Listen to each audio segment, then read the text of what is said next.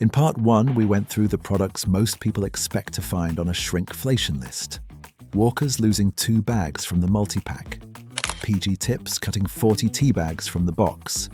Cadbury Dairy Milk shrinking 10% while the price went up by nearly 50%. The Celebrations tub losing 1/5 of its contents across 2 Christmases.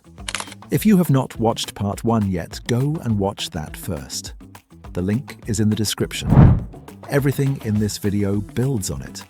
But if you are here because you watched part 1 and you are ready for the rest of the list, good, because what comes next is harder to excuse. The first half was chocolate and crisps, treats, things you could, in theory, cut back on or swap out without much disruption to your daily life. What comes next is the stuff you cannot easily avoid. Let us keep going. Product number 6, Gaviscon Liquid.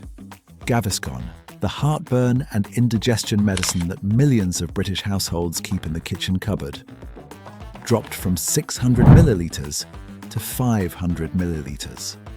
The price stayed at £14.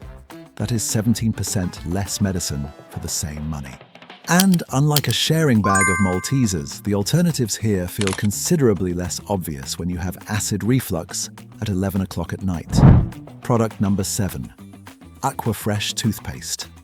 Aquafresh Complete Care went from 100 millilitres at £1.30 to 75 millilitres at £2. When you calculate the cost per 100 millilitres, that is a 105% increase, more than double, for toothpaste. A product that every person in your household uses twice a day, every day, 365 days a year.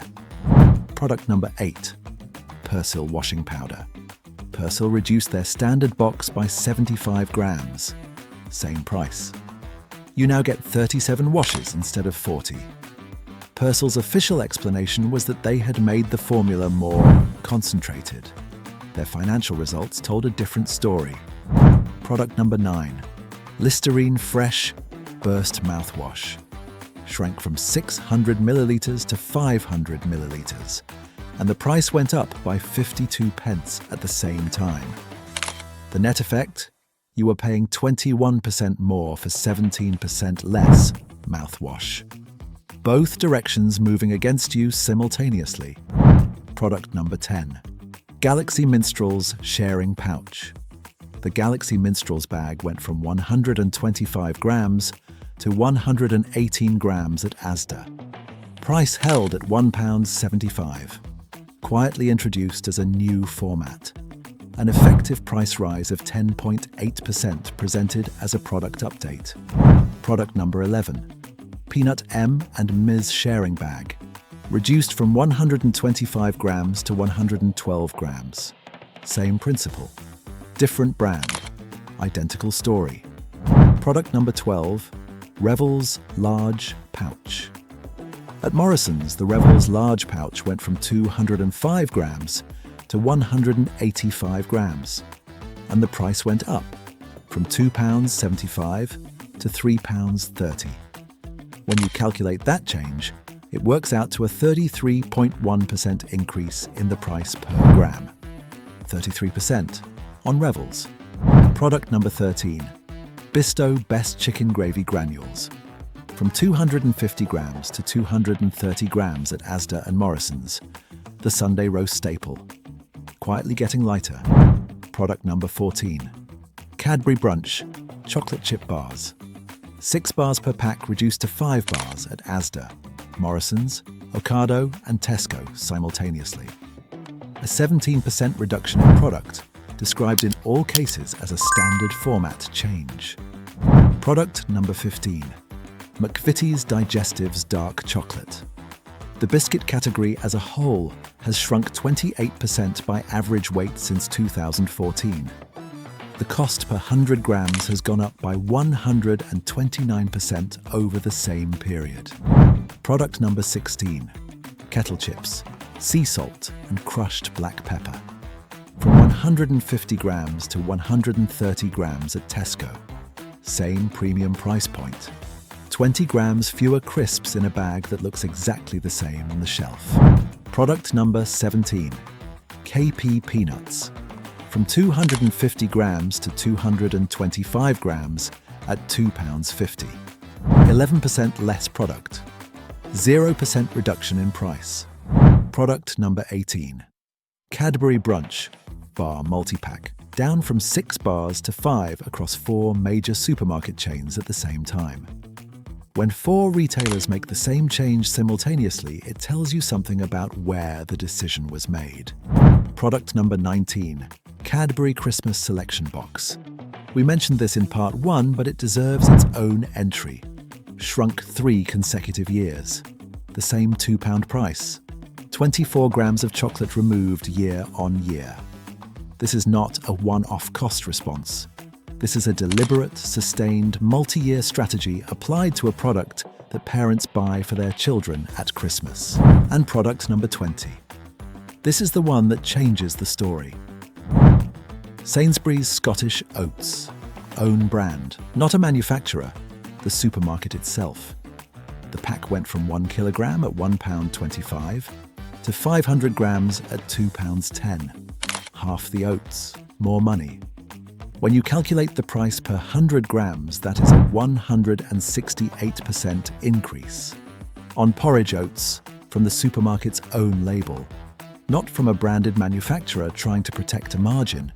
From Sainsbury's directly. That number matters because the entire time we have been going through this list, there has been a quiet assumption in the background that own brand alternatives are the escape route. That if the brands are doing this to you, the answer is simply to buy the supermarket's version instead. Sainsbury's just told you that assumption is wrong. Now here is something worth knowing. In July 2024, France introduced a law requiring supermarkets to put a visible notice on any product that had been reduced in size while the price stayed the same or went up. The label has to remain on the product for 2 months.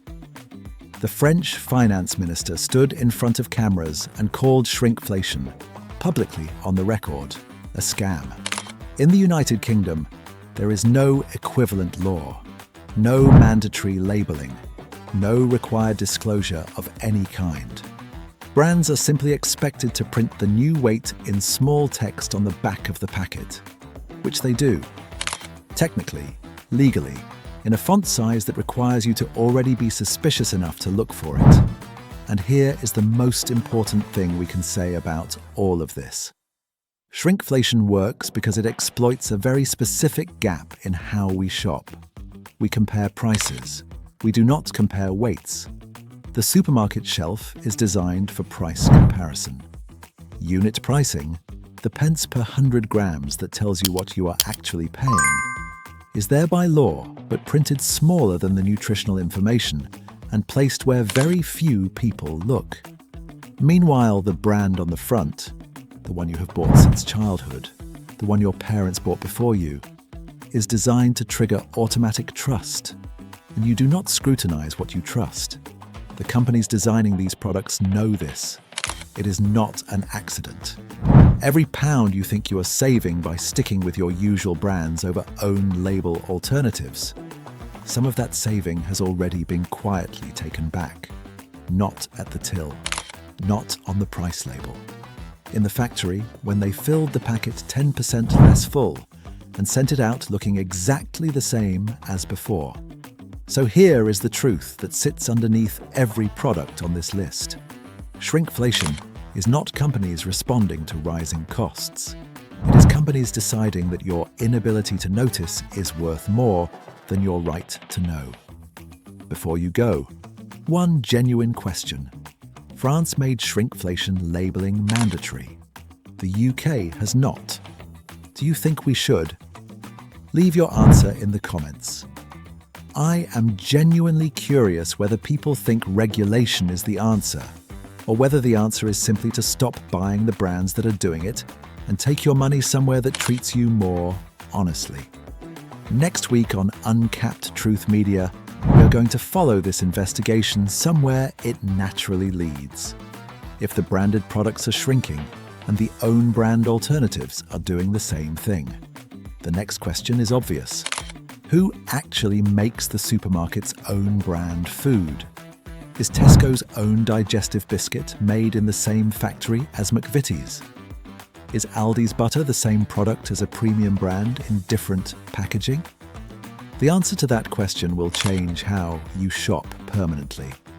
If this video gave you something useful, not just something to watch, something you will actually use the next time you pick up a product, that is what Uncapped Truth Media is here for. Subscribe, and we will see you next week.